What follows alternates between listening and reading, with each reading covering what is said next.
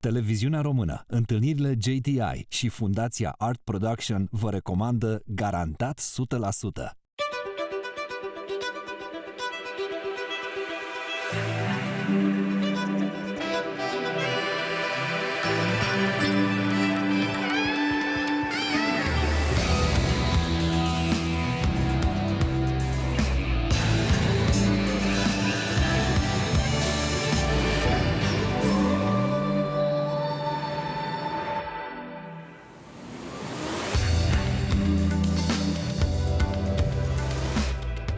Salutare! Bine v-am regăsit la Garantat 100%. Invitata noastră este scriitoare, autoarea unei cărți profund impresionante despre lupta ei cu cancerul. La 23 de ani a fost diagnosticată cu o formă foarte gravă de leucemie. Medicii din cel mai prestigios centru de tratament al cancerului din Statele Unite i-au dat la acea vreme 35% șanse de supraviețuire.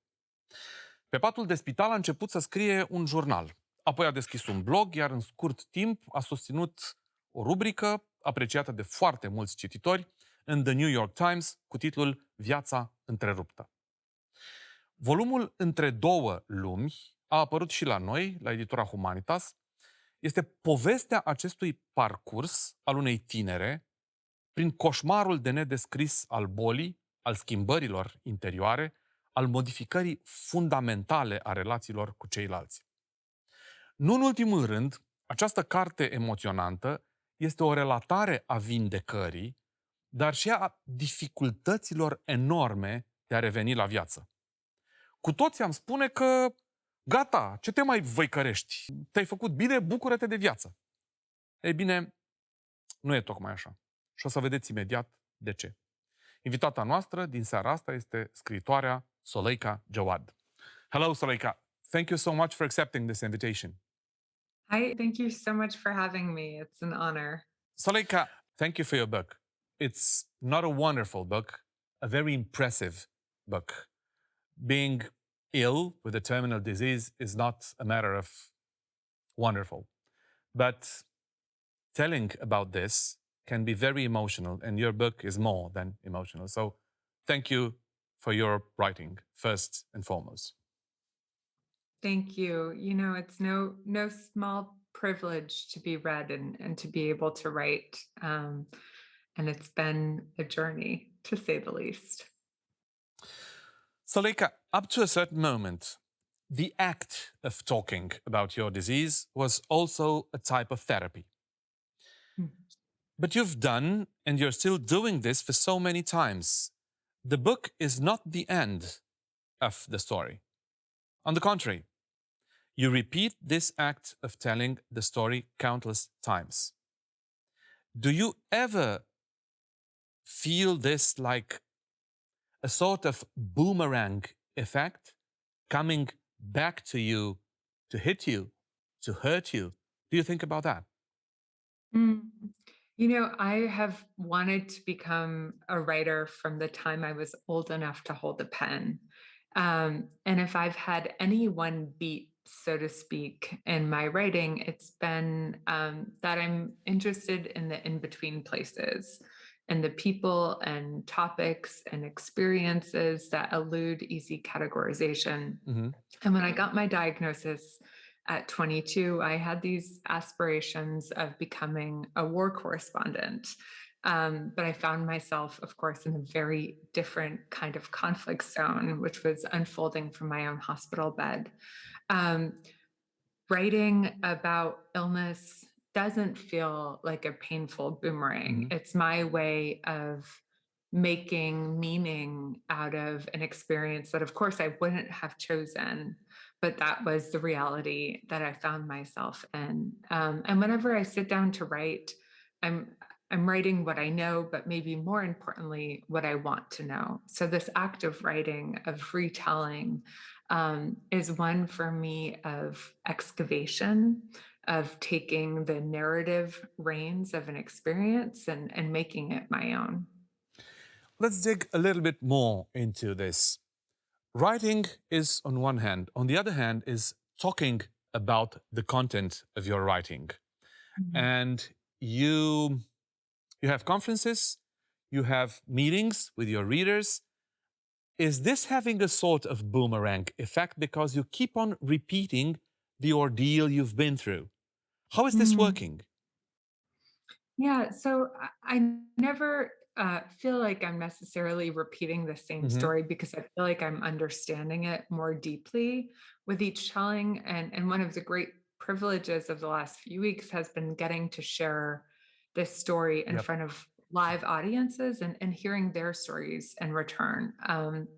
The title of my New York Times column was not, my life with leukemia. It was Life Interrupted, because I believe that we all have life interruptions, be it illness or some other kind of heartbreak or loss that brings us to the floor. And it's really a universal experience that if we live long enough on the planet, we'll all experience, if not in the exact same way, but similar in kind and degree.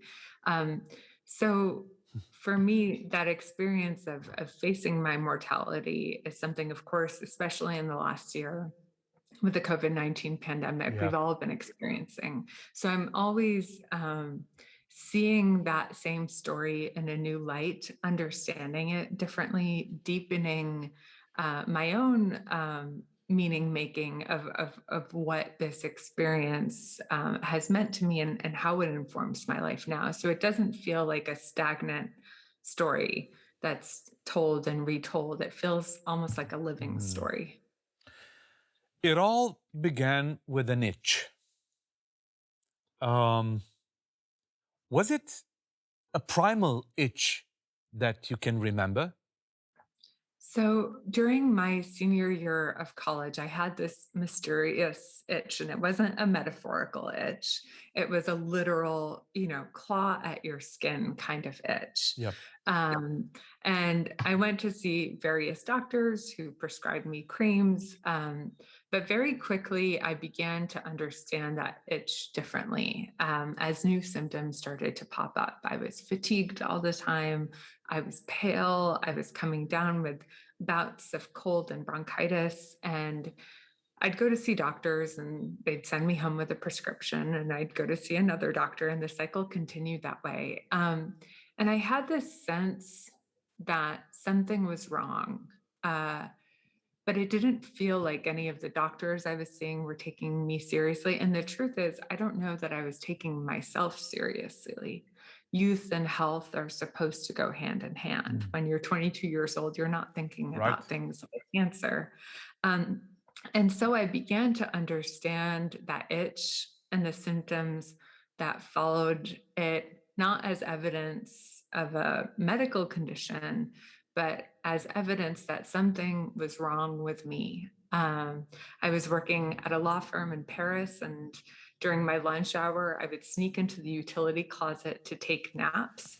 And so I began to think to myself, this fatigue, this itch, all of this is a sign that I somehow can't cut it in the adult world. Something is deeply wrong with me. Maybe it's in my head, maybe it's in my body, but this is something I need to fix.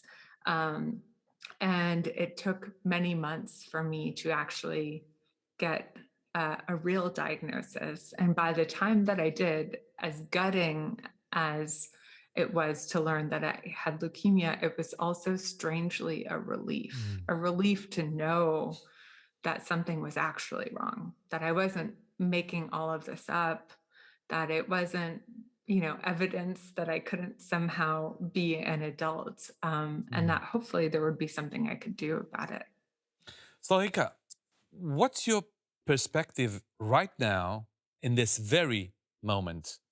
Forget the blog, forget the column in the New York Times, forget even the book. What's your perspective right now of the moment when the doctors diagnosed you with leukemia? I remember feeling a kind of shock and repeating that word leukemia. I kept saying it over and over in my head. I didn't know what it meant. I remember avoiding looking at my parents who were sitting next to me because I couldn't bear the sight of their devastated faces. And I knew that if I looked at my mom or if I looked at my father, I would fall apart. But more than anything, I remember a sense of cleaving, that my sense of self, that my life had forked into two. There was everything that came before the diagnosis and everything that came after, and that there had been this kind of irreparable fracture in my life. At a certain moment, you were a group of people sharing very hard diagnosis. How many were you? And how many people of that group survived? So, one of the unexpected challenges of illness wasn't the physical symptoms, but the sense of isolation that accompanied it. At 22, most of my friends had never been sick. They were busy, starting their first jobs and traveling the world and going to parties and all the other big and small milestones of early adulthood. And because I was just a year too old for pediatrics, but often decades younger than a lot of the other patients, I really sought out friendships with fellow patients who were my age. And we ended up forming a little friend group. We called ourselves the Cancer Crew. And there were about 10 of us in it. And we formed a kind of buddy system. We would go with each other to treatment. We would keep each other company. We would make each other laugh. We would, bring dinner or and console each other when inevitably the bad news struck. And by the end of my 4 years in the kingdom of the sick, only 3 of us were still alive. And this, I think, was one of the most painful aspects of this experience, but it also led to a kind of unanswerable question, which is, why do some people survive when others do not? Suleika, at a very impressive moment in your book, you talk about a certain type of desperate hatred towards the healthy people. Can you tell me a little bit more about that? So, the title of my book, Between Two Kingdoms, is a reference to a line from Susan Sontag, where she describes how we all have dual citizenship in the kingdom of the sick and in the kingdom of the well. And I was shocked by how quickly I found myself embedded in this kingdom of the sick. Pretty much overnight, my life changed. I never went back to my job. I never went back to my apartment in Paris. I lost my independence. I lost pretty much everything about myself that I understood to be me. And it was really difficult, especially at an age where I felt like I'd been preparing for independence, preparing for a life. And I felt profoundly stuck.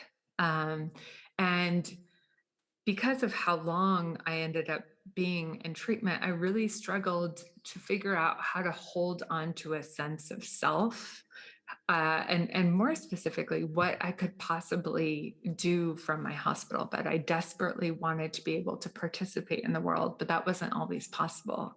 In that first year of treatment, I spent 8 months in isolation in a hospital room that I wasn't allowed to leave. I couldn't even open the windows. And so this widening sense of distance between me and the healthy people in my life began to form. And I struggled to know how to bridge that distance. I struggled not to feel envy when I saw my friends thriving and doing what young people are supposed to do. And it was difficult not to fall into that place of, why me? Why did this happen to me? And as hard as I tried, to put on a brave, stoic face, it was also incredibly painful to feel like the pause button had been hit on my life before it had really begun. On the other hand, when you talk now about the ordeal you've been through, do you ever detect any traces of cynicism in people asking you about that? So I don't know about cynicism. What I felt more was this kind of relentless optimism and positivity that I Mhm, think is especially embedded in the American culture. mhm. But I think we as people are very uncomfortable with mortality, even though, of course, life is a terminal condition for everyone. We don't want to confront that fact. And so, what I struggled with were the platitudes that people would meet me with. They would say things like, God doesn't give you more than you can handle, or everything happens for a reason, or what doesn't kill you makes you stronger. And even though those words were coming, I believe, from a good place, they had the opposite effect on me of making me feel like somehow I had done something to deserve this diagnosis, or that I was somehow supposed to be happy about it, or to immediately feel braver and wiser and better for it. Meanwhile, I was struggling just to survive each day. And so I struggled to figure out how to address the Mhm. elephant in the room, which was the possibility that I might die and imminently. I struggled to talk about the more uncomfortable aspects of illness, the way that it can change your friendships and your Yeah. relationships, the isolation, the sense of despair that can infiltrate those hospital rooms. And there wasn't space for that. I was constantly being pushed to search for the silver lining, which can feel like a sort of arduous homework assignment Mhm. when you're already dealing with too many arduous things. I'll go a little bit further into this. I was thinking to an elementary fact that any action has a reaction. Mm. So if an ill person hates the healthy ones, why would the healthy ones be different? They may hate and envy an ill person for coming back from the brink of death and being successful in telling the story of coming back. Did Mm. you meet, have you ever met this species, this category of people? First, I should say, I never felt a hatred towards healthy people. I felt an envy Mhm. for what they had that I could not have. And I think that sense of envy is pervasive, especially with social media, right? We all go on our Oh, phones and yes. go on Instagram and see photos of people who seem to be living somehow shinier, better versions of our life. And I think that constant comparison that's embedded in our way of living is toxic for everyone. I never had someone say to me, I envy you for having cancer. Um, but I can speak to my own sense of envy toward other sick people, which was that in that first year in the hospital, I wasn't writing columns. I wasn't doing anything. I Yeah. was lying in bed, feeling miserable, watching television show upon television show. And I would hear stories of people who had survived life-threatening illnesses or injuries and gone on to do extraordinary things. They'd run marathons, they'd written books, and I remember feeling a sense of shame about myself, that I somehow wasn't suffering well, that I wasn't suffering successfully. But I also believe envy is often an indicator that someone is doing something or living in a certain way that you want to be doing as well. So I've always used envy as a kind of compass. If I felt Mm. envy back then toward another cancer survivor who was writing a book, it was less about that individual and it was more about my own desire to write or to make something artful or maybe even useful out of my own predicament. Reading your book, I felt a real emotion boiling inside me, but at the same time, I couldn't keep myself not to think of countless people not having even a tiny fragment of the medical scientific universe that you had around you. Do you think about that? Absolutely. So my mother is Swiss, my father is Tunisian, Yep. and I was very keenly aware of the fact that had I been diagnosed in Tunisia, had one of my cousins been diagnosed in Tunisia, they wouldn't have received nearly a fraction of the kind of medical care that I received. And more than that, very early on, I learned that I would need a bone marrow transplant, which was my only shot at a cure. Yep. The search for a bone marrow donor was incredibly challenging, especially for people who are of mixed race or mixed ethnicity. And I was fortunate that my brother Yep. tested as a perfect match, but that only happens 25% of the time. And so I began to understand the ways in which medicine is not an equal opportunity experience, right? Um, Patients come from vastly different backgrounds. Their age, their socioeconomic, their racial backgrounds inform what kind of medical care they're able to receive, if any at all. And there's a huge amount of unfairness within the healthcare system. And it's something that I feel very passionately about, that I do a lot of advocacy around. And I know full well what a privilege it is not only to have healthcare, but to have loved ones around you. I met so many patients in the hospital who had not a single visitor come to see them. Yep. Talking about your brother, how is he? My brother is doing so well. He's a fourth grade teacher at an international school in New York City. And we're incredibly close, I think, in part because of this experience that we lived through. Due to the bone marrow transplant, I now Yep. have his DNA. My blood type changed. I now have his blood type. I have all of his childhood allergies, which I joke and tell him is a little bit of annoying, but he tells me I should be grateful, which of course I am. But these experiences, I think, create different kinds of bonds with family and friends. And, you learn not only who your loved ones are, but like how you want to even conceive of relationships. And that was definitely true for me. There's a degree of intimacy very, very difficult to understand. It's beyond our way of understanding.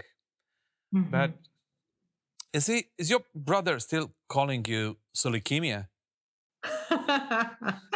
He does call me that every now and then.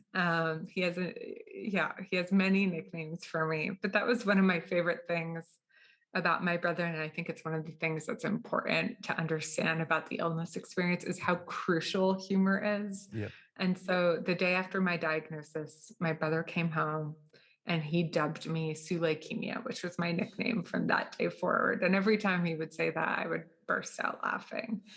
Only a little brother, I think, can get away with those kinds of nicknames, but it was a necessary injection of humor. Suleika, since you exposed all these facts, facts from your life, even if I feel a little bit shy and guilty for asking, I do have to do it. Did you get any reaction from your ex-boyfriend after publishing the book? So, Will, my ex-boyfriend, was there for me through the hardest years of my illness. And I think one of the most painful aspects of going through something like this is that while it can bring you closer to your loved ones, the stresses of that experience can also break you apart. And that was true for Will and me. We were very young. We'd been dating only a few months before I got my diagnosis, and we Yep. didn't have a foundation to rely on. Really, the bulk of our relationship was this illness experience. And I shared with him the book as soon as I had it. I shared it with everyone who appears in the book. It was really important for me that they get the chance to read it, that they get the chance to give their input. A memoir is a personal story. It's my story, but inevitably it ends up including other people's stories. And, I think what I feel now is I'm the age he was when he left the relationship.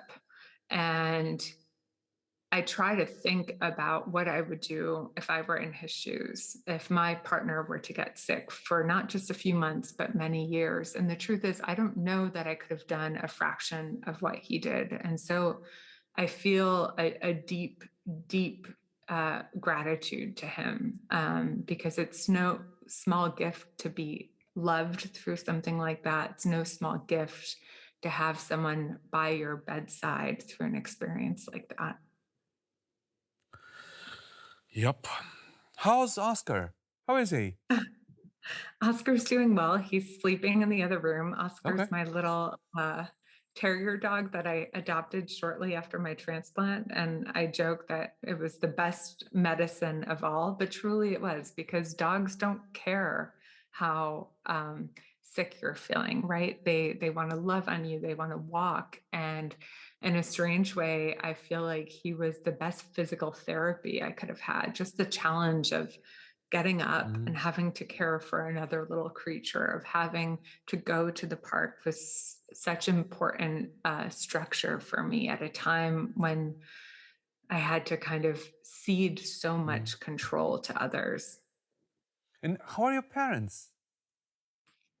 My parents are also doing really well. They're actually living in Tunisia Yep. currently. And it's been really wonderful to see them starting their own sort of second life in the aftermath of all this. But I write about this in the book, and I believe it to be true that you know a diagnosis like this doesn't just affect the patient, it affects the entire family. Right. And so every stage from treatment to recovery has been a shared experience that we've all had to reckon with and all had to grapple with. Your father changed a lot. So you write about this in the book. He became more direct in expressing his effectiveness towards you. It was a deep change, wasn't it? So, my dad is someone who has always shown his love, but was never a kind of touchy-feely kind of person. And the thing I find most fascinating about receiving a diagnosis like this are its imprints on your relationships, on your way of being. There's a way in which, when you're facing your mortality and staring it straight in the Yeah. eye, all the artifice falls away, all the superficiality, and you're really left with what actually matters. And so our family became incredibly tight knit. Whatever shyness, whatever ways of being that we had that didn't serve the family no longer felt relevant. And so my dad was extraordinary. He was sensitive and tender and verbal with his love in a way that he'd never been. And of course, the hope is that it doesn't take a diagnosis like this for us to tell the people that we love how much we love them, but sometimes it does. The first part of the book is the long purgatory beginning with the niche. The ordeal of traveling through the excruciating world of what we call a terminal disease. Mhm. The second part is about how difficult it is to come back to your life. Mm. Is that possible to come back to a normal life? I mean, to position yourself where you were before being diagnosed? So, as much as the word recovery may suggest otherwise, I don't think it's possible to return to the person that you've been. And I think it does us a disservice to try to return to the person we've been. You can't move on from something like this. You can't compartmentalize the most painful parts of your past and stow them behind you. You have to learn to move forward with it. And so that's what I had to do. I was no longer Suleika BC before cancer. I was no longer a cancer patient, but I had no idea who I was. And there's an old Ernest Hemingway saw where he says, "The world breaks you and you are stronger in the broken places." And I think that's true up to a point, right? You can have all kinds of epiphanies about who you are or who you want to become in the midst of a reckoning. But there's a gap between the epiphany and the application of the epiphany. And so what I had to do was to really take stock of all that I'd been through, to figure out how to heal from that experience, to make sense of it. And also to figure out what I had learned about myself that I wanted to carry forward with me, because it wasn't all bad. I learned a lot of very valuable lessons during that time. But it wasn't an instant return to the kingdom of the well. In fact, I think that kind of binary thinking of sick or healthy, well or unwell, isn't accurate, because the border between the two is porous, and much of us live somewhere in the messy middle. It is very hard to understand for lots of people when you write in your book that it could be easier to carry the burden of being sick than coming back to life. So, in that first year after treatment, I was the most lost I'd ever been in my life. I was reeling from the heartbreak of my relationship with my ex-boyfriend. I was carrying the grief of all those lost friends, and really struggling with the physical side effects and the psychological side effects of being sick for so long.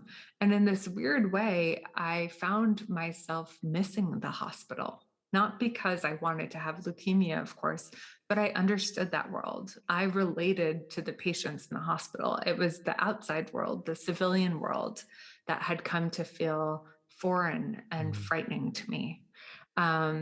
And it was a really strange place to be in, because I felt a lot of pressure to put this chapter behind me, to be grateful, to live that kind of heroic survivor's journey that we see so often in movies and books. But that just wasn't my experience. And for a long time, I felt deep shame about that. Which reminds me of one of the characters from the book, a person who was incarcerated, and you visited him, and he used the word incanceration. From incarceration, he derived to incanceration, which is such a complex process, but it says a lot about the process you've been through. So, one of the most surprising things about writing the column, which I launched from my hospital room, was receiving these letters from strangers all around the world. Yep. And little GQ, as he's called in the book, or Quentin Jones, was one of the first people to write to me. And he wrote me this beautiful letter in flowery cursive, reflecting on the parallels between our circumstances. He had been on death row for more than half of his life, for 25 years. He was convicted of murder when he was 18 years old and had been living in solitary confinement. Meanwhile, I was in my own medical confinement in a hospital room. And he reflected on those parallels in terms of our isolation, in terms of awaiting the news of your fate, and what it feels like to be stuck in a kind of purgatory, which we were both in. And visiting him was the highlight of the 15,000-mile road trip I took. He's someone I stayed friends with. He was very tragically executed in May. And I was his last phone call before he entered the execution chamber. And so the ripple effect of these letters and these strangers has carried on to the present. You took a trip across the United States to meet people who supported you when you were sick. Forget the book. Please tell me, how was that trip deep inside you? Yeah. So, like I said, I was in this very lost place. I was struggling to figure out what I could do with my life. I was still getting hospitalized, still, fatigued all the time. I didn't know how I was going to be able to hold down a new job, if I was going to be able to date. I had so many unanswered questions. And I started to think about these different rites of passage that we have in our culture that help us through these transitional moments. We have weddings, we have funerals, but there's no such rite of passage when you emerge from a life-threatening experience. I didn't have the structure of a medical team anymore or friends checking up on me. And so I decided to create my own kind of ritual. Yep. And I learned how to drive, and I left home for this very long road trip. And I have to say that I was completely terrified in those first couple of months. Not only was I a new driver, but just the act of driving was so physically challenging for me. I would drive for 2 hours and pull over into a McDonald's parking lot to nap for 2 hours. But I think the truth is that I didn't feel safe in my own body. When the ceiling caves in on you, you no longer assume structural stability. You have to learn to live along fault lines. And that's really what I was doing. But visiting these strangers, each of those conversations helped me see a little further ahead. And I think that even though some part of me maybe wished that by the end of that road trip, I would feel fully well again, that didn't happen, right? The trauma of that experience, the physical fatigue, all of that chased me across state lines. But what it did was it created a kind of sacred container for me to reflect on what I'd been through, to take the time to actually process, which was not something I'd been able to do when I was at my sickest, and to really give myself the distance I needed from all of that to figure out who I was becoming, and maybe more importantly, who I wanted to become, which was the sort of young woman who was independent enough to not only care for myself, but to travel alone, who was open enough to the world to meet people I never met before, and who was hopefully brave enough to figure out what was on the other side of that fear. And you had Oscar as a fabulous companion. As my co-pilot. Suleika, I'm pretty sure that this question has been asked many times, but I'll give you the keywords. You can formulate your question yourself. And the keywords are script, film, series. So I'm not quite yet allowed to go into any details, but there are plans underway for an adaptation of the book for the screen. I hope Oscar gets to play himself. Beyond that, I'm not at liberty to say more, but I can say that I'm really, really excited about it. Suleika, to conclude our meeting, what is life, Suleika Jaouad? What a question.